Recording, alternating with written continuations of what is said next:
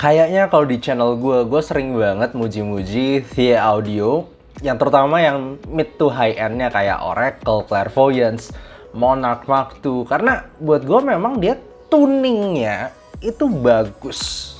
Beneran, itu tuningnya tuh bener-bener bagus dan gue gampang sekali merekomendasikan Thea Audio itu ke banyak orang.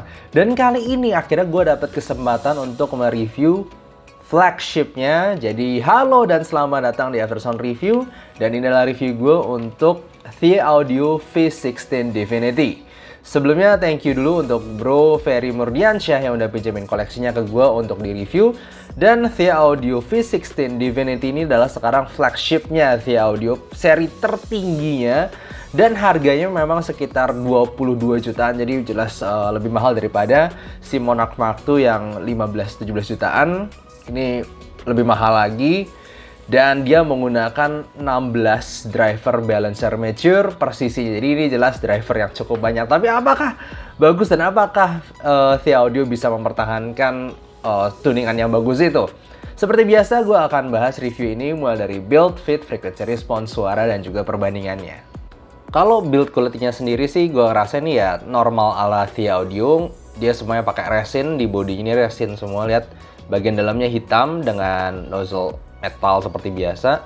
Nggak ada yang spesial sebenarnya. Kalau misal diomong juga faceplate-nya cukup berbeda dibanding yang lain, tapi mirip kayak Oracle ataupun Monarch Mark I ya. Dan juga Clairvoyance, dia kayak ada dibagi dua warna begini. Bagian atasnya tuh kayak magma yang mirip di Monarch Mark II, tapi bagian bawahnya rada beda. Yang satu bagian rada kayak warna merah begini, satu lagi kayak lebih orange ya. Ini ada dua sisi. Tapi kalau gue pribadi sih lebih suka Monarch Mark II yang semua lapisannya tuh gambarnya kayak magma begini. Dan perlu diperhatikan adalah IM yang besar karena dia juga menggunakan 16 balancer mature. Kelihatan betapa dia itu gendut, dan juga nozzle-nya sendiri tidak panjang-panjang amat. Jadi gue harus langsung peringatkan, ini IM yang besar, hati-hati dengan itu. Dan gue sendiri selalu kurang suka si Thea Audio ini kalau bikin ini loh, kabelnya ini seperti mestinya untuk IM yang recessed, kelihatannya di bagian atas ini recessed, tapi IM-nya sendiri nggak ada tempat buat recession-nya itu, nggak ada tempat buat masuknya itu, jadi emang kayak mengganjel aja, rada nongol gini loh. Tuh, lihat ya. Dan juga kabelnya ini agak berat, jadi tuh, agak tebel dan juga agak berat. Tapi ya build quality-nya gue bisa simply bilang biasa aja, cuman jacknya ini juga tebel banget dan ini bisa diganti-ganti. Cuman agak susah nyabutnya aja. Bisa diganti 3,5 ataupun 2,5 dari bawaannya. Ini yang gue perlu bahas sedikit. Fitnya ini buat gue sedikit bermasalah. Gue emang harus cari tips yang benar-benar pas. Karena gini, ini seperti kesulitan gue dengan Clairvoyance. Karena dia tuh punya body yang gendut ya. Ini ayamnya jelas gendut, besar. Lalu nggak ada terlalu tempat buat ini loh. Bagian sininya nih buat gue nih jelas berasa banget di kuping. Karena dia itu gendut.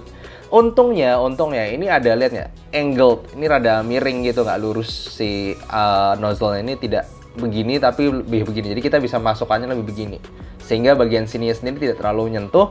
Tapi tetap aja karena bodinya rada besar itu, gue sendiri harus pakai ear tips yang stem batangnya itu agak tebel dan agak panjang biar dia bisa masuk ke kuping gue. Kalau nggak, gue cukup struggle jujur aja untuk masukin ini ke kuping gue, jadi gue kayak gini.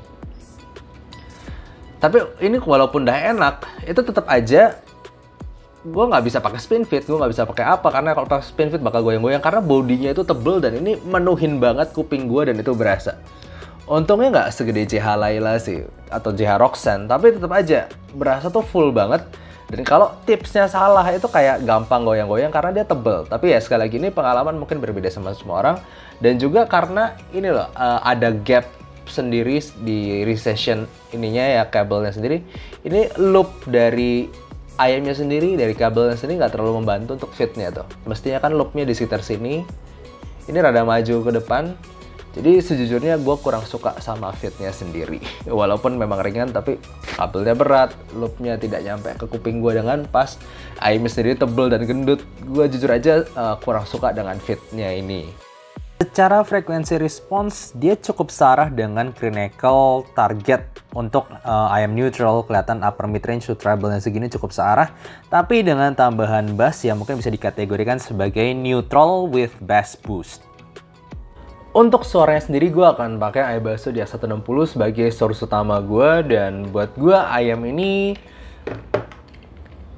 sangat gampang untuk jadi end game beberapa orang mungkin, karena dia benar-benar bagus, dan gue akan bilang dia itu sangat-sangat ringan di drive. Pakai HP juga udah oke, dan pakai iBasso DX160 gue aja bahkan dengan 4,4 balance-nya dan pakai low gain, padahal itu volume cuma sekitar 20% dan sudah kencang. Jadi dia sangat-sangat gampang di drive, pakai HP juga jadi, dan tetap enak. Dan juga suaranya tuh, gue bakal ngomong aja dari awal bahwa di review ini mungkin gue bakal super nitpicky, gue bakal komentarin mungkin hal-hal yang nggak terlalu penting, karena kalau nggak ini bagus banget. Jadi gue nggak mau ngomong total semua tentang kebagusannya aja, tapi apa yang gue ngerasa ada kelemahan-kelemahan dari sesuatu yang segini bagus, sesuatu yang benar-benar bagus. Karena kalau misalnya cuma ngomong tonal balance dan teknikalitas itu udah kayak level tinggi banget, udah level puncak. Dia benar-benar overall very balance, tapi tetap fun, nggak ada bosen-bosennya, dan juga dia teknikalnya itu bener-bener bagus, detail, separasi, bla bla bla. Jadi gue akan ngomong bener-bener kritikal mungkin untuk beberapa bagian. Oke, langsung aja kita bahas cara bassnya. Ini adalah salah satu bass balancer mature terbaik yang gue pernah dengar. Gampang aja, jadi total ada 3 mungkin yang gue masih anggap kayak best of the best balancer mature bass, karena gue selalu ngerasa ada perbedaan antara bass balancer mature dan bass dynamic. Kalau gue pribadi ngerasa bass dynamic driver diapain juga itu tetap paling natural gebukannya, karena bass itu di dunia nyata itu nggak bisa kick bass gitu ya. Itu kan ada kayak tendangan balik, ada sesuatu sensasi mantul, suatu timbre yang berbeda dibanding balancer mature. Kalau dynamic ke balancer mature, kalau di dynamic itu ada sensasi mantulnya. Jadi kalau misalnya ngomong jedeg gitu, pukul tuh kayak dung, kayak ada dungnya lagi balik.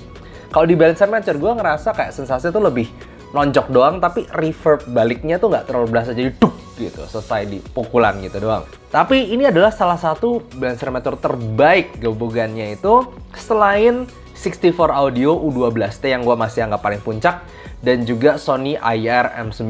Tapi Sony IR-M9 tuh kayak apa ya, gue ngerasa ada sedikit perbedaan gitu, gue nggak bisa ngomong mana yang lebih baik. Kalau secara, karena dia ini bener-bener bassnya itu bisa gebuk dalam dan selalu energik, tapi ini lebih kayak duk duk duk duk. Gue masih tetap nggak berasa tampolan dan dynamic drivernya itu. Cuma kalau kita ngomong gebuk, pukulan dalamnya, kontrolnya, tightnessnya, cepetnya, itu top level guys. Simply top level, bener-bener udah bagus banget. Gue nggak terlalu bisa ngeritik apa-apa dari sini. Lu mau pakai lagu lumayan cepet bisa, lagu pop bisa, EDM bisa, semuanya tetap berasa fun, semua tetap berasa asik, dan ya simply mantul banget. Dan juga ngomong vokalnya, ini really well balanced. Lu mau taruh vokal cowok, lu mau taruh vokal cewek, itu gue nggak ngerasa ada yang ketipisan, nggak ada yang ketebelan, dan overall semuanya itu suaranya smooth. Semuanya tuh bener-bener kayak, gue bahkan denger lagu-lagu yang agak kasar gitu ya, kayak pas di One Ok Rock, atau gue dengerin lagunya mungkin lagu-lagu jadul gitu, itu berasa kayak di smoothing semua, bukan di smoothing sampai melempem ya, di smoothing jadi kayak itu gue nggak denger kasar-kasar, tapi tetap bisa ngerasa power suaranya tuh dapet, detail pengucapannya dapet, tapi nggak kasar. Itu yang gue ngerasa mantep banget. Jadi kalau suka vokalan, gue cukup yakin ini gampang cocok buat banyak orang suka vokalan. Dia karena tetap detail, tetap smoothnya itu dapet. Tapi ya itu ada kayak sesuatu lapisan yang bikin suaranya overall tuh jelas berasa smooth secara teksturnya itu. Tapi di sini gue mau kritik sedikit. Gue cuman ngerasa ada sedikit beberapa energi yang ketahan. Misalnya gue dengerin lagunya Taeyeon yang I'm Fine atau yang I, ketika dia teriak gitu kan, It's fine, itu ada energi yang kayak dia semestinya lebih kerasa keluar lagi sedikit, lebih teriak lagi. Di sini kayak ditahan, tapi itu pun sedikit. Ini, dan sekali lagi ini gue lagi nitpicking banget. Gue bener-bener kayak kelemahan kecil gue ambil gitu loh. Karena kalau nggak bener-bener bagus gitu. Karena gue yakin kebanyakan orang mungkin nggak terlalu nyadar itu. Cuman kalau gue sih ngerasa pingin ada sedikit energi yang lebih dilepas lagi sebenarnya dari dinamika suara si Taeyeon di lagu I'm Fine atau di lagu I tadi, kayak sedikit ketahan. Dan juga untuk treble-nya sendiri, ini treble yang gue cukup yakin gampang disenangin banyak orang karena sebenarnya detailnya tuh dapet banget. Lo mau dengerin cymbal, lo dengerin violin, nada tinggi, lo dengerin sampai saxophone segala macam. Itu semua detailnya tuh dapet dengan timbre yang cukup baik. Jadi gue ngerasa kayak secara overall balance bass, mid, treble-nya itu kayak nyaris gak ada kelemahan. Tapi kalau gue mau kritik, itu lebih kepada dinamika suara. Dinamika tuh maksudnya tuh pergantian desibel, volume kencang kecil ketika orang nyanyi ataupun alat musik dimainkan. Di sini tuh semuanya tuh berasa jelas banget, berasa clear banget semua. Tapi semua di saat bersamaan kayak apa ya? Kayak dimajuin dengan cara terkontrol banget. Lu denger bassnya energik, lu denger vokalnya energik, lu denger treble-nya juga detail gitu. Tapi ada satu batasan yang menahan itu semua. Jadi seolah dia kayak ada batasan atas bawah gitu loh. Tapi itu bikin seolah dia nggak bener-bener lepas, nggak di lagu yang bener-bener energik gitu. Kayak contohnya gue denger lagunya TM Revolution itu kan teriak banget, di sini kayak ada energi yang sedikit ketahan. Tapi selain itu, gue ngerasa ini udah easily gampang banget buat jadi ya sesuatu yang mungkin mendekati perfect buat banyak orang karena bener-bener bagus bass mid treble-nya sendiri. Dan juga kalau bisa gue mau kritik sedikit mungkin treble-nya, ini pun gara-gara gue udah dengerin IM lain ya, maksudnya kayak si U12T atau M9 ini gue ngerasa kayak punya sedikit lebih airiness, lebih kayak sensasi airy ketika dengar flute. Itu di mereka di sini tidak terlalu ada. Tapi other than that, selain itu, ini excellent banget udah. Kalau gue nggak super nitpicky kayak tadi, ini simply gue yakin cukup perfect lah buat banyak orang. Dan juga teknikalnya itu gila guys. Lu tahu secara yang gue pernah coba dan gue pernah rankingin, kayak technical level tertinggi mungkin kayak U12T ataupun QDC Anoa'i VX. Ini selevel. Yes. Jadi udah, lo nggak usah tanya banyak gue. Ini kalau technical, ini bakal jadi salah satu IM yang tertinggi di list gue sekarang. Gue nggak tahu ke berapa ke depan lagi. Tapi untuk sekarang, ini dia benar-benar punya technical yang sangat bagus. Separasinya top notch, lu dengerin orkestra itu bener-bener kayak nggak ada musik yang ketinggalan, detail-detail dari instrumental, choir, sampai perkusi-perkusi gemericik di belakangnya itu semua kedengeran semua dan terpisah, bukan cuma kedengeran tapi juga terpisah dengan baik. Dan kalian kayak bisa memisahkan ada area yang dibeda-bedain gitu loh. Kita berasa layering-nya, kita berasa lapisan-lapisan suaranya itu kayak dibedah semua. Tapi tidak kasar sama sekali dan tetap bisa enjoyable, tetap berasa bassnya asik, vokalnya asik, treble-nya asik. Tapi semuanya kayak bisa dipisah-pisah kayak dibelah-belah begitu. Jadi totally really good secara separasi, layering, staging juga dia dapetin megahnya, ada orkestra juga dapet.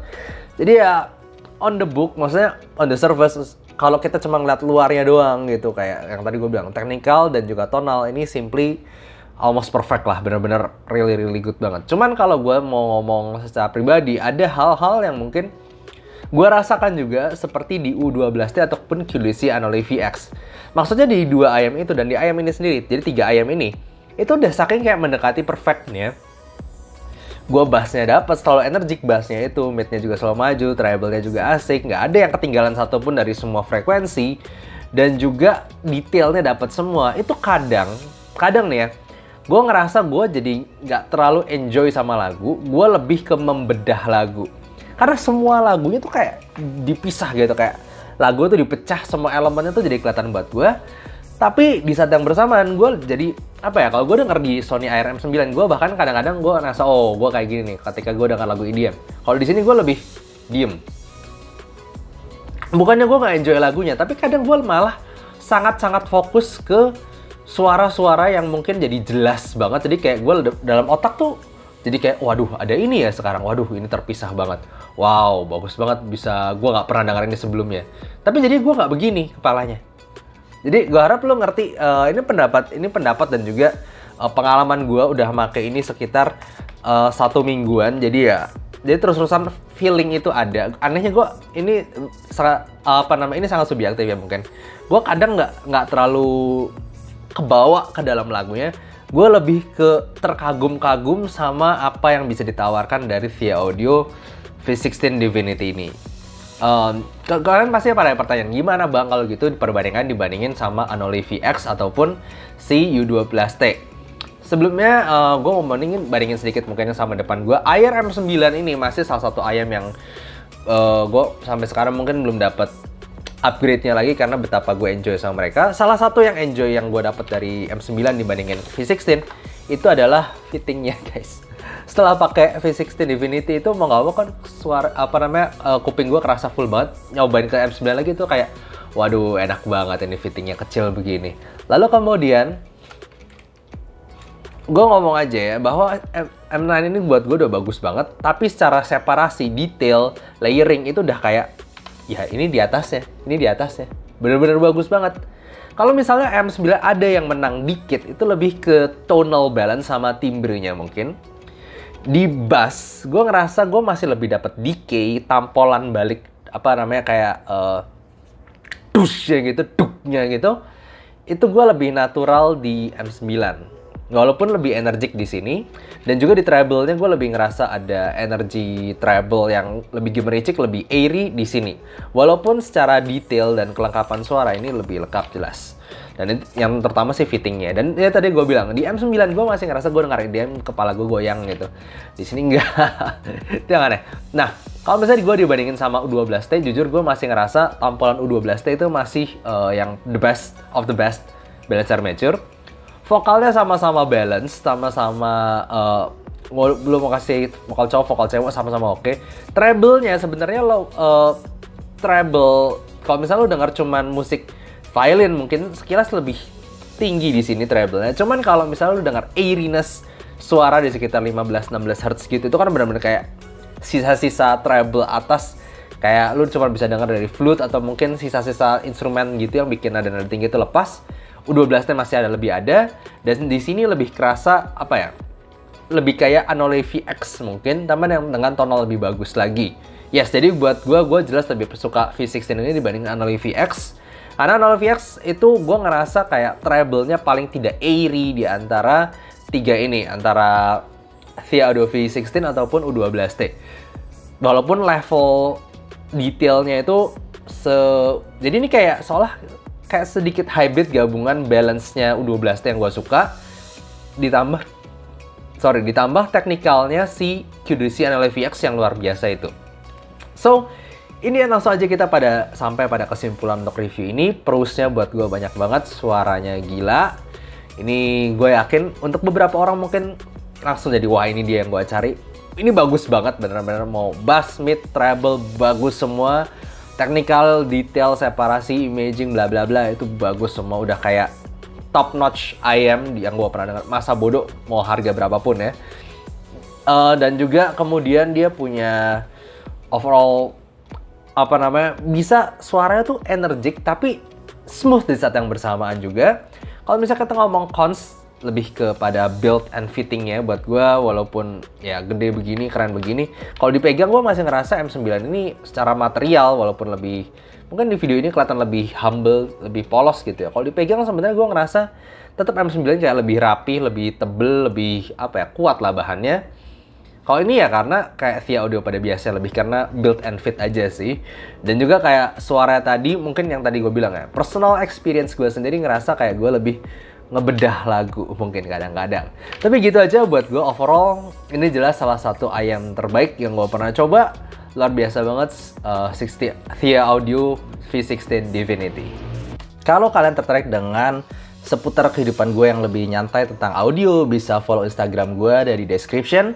Dan juga rank list ayam gue juga gue taruh di description. Dan selanjutnya gue juga berbagi ilmu tentang audio di playlist Soundblog berikut. Dan jangan lupa untuk saksikan live gue setiap hari Jumat jam 9 malam. See you next time!